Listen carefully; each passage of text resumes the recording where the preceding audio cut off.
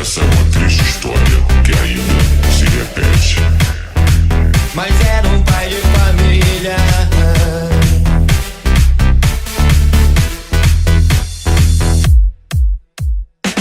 Era um domingo de sol, ele saiu de manhã pra jogar seu futebol. Deu uma rosa pra irmã, deu o beijo na criança, prometeu não demorar. Falou pra sua esposa que ia vir pra almoçar.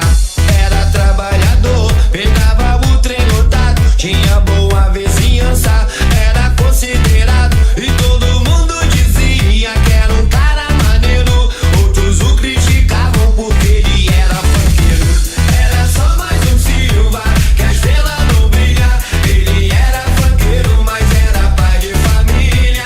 É só mais um Silva, que a estrela não brilha. Ele era funkeiro, mas era pai de família. O funk não é modismo, é uma necessidade. É pra calar os gemidos que existem nessa cidade. Todo mundo devia nessa história se ligar, porque tem muito amigo que vai pro baile dançar. Esquecer os atritos, deixar as brigas pra lá e entender o sentido quando o DJ detonar. Era só mais um Silva, que a estrela não brilha. Ele era funkeiro, mas era pai de família. É só mais um Silva, que a estrela não brilha. Ele era funkeiro, mas era pai de família.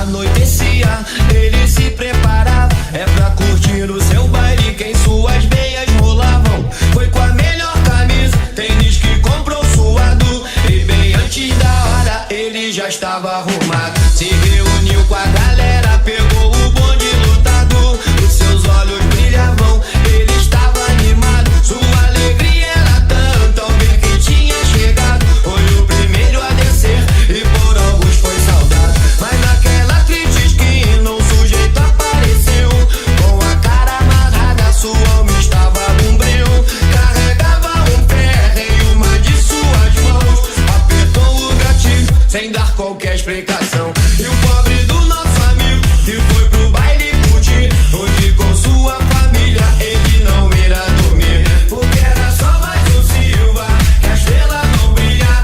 Ele era funkeiro, mas era pai de família. É só mais um Silva, que a estrela não brilha. Ele era funkeiro, mas era pai de família.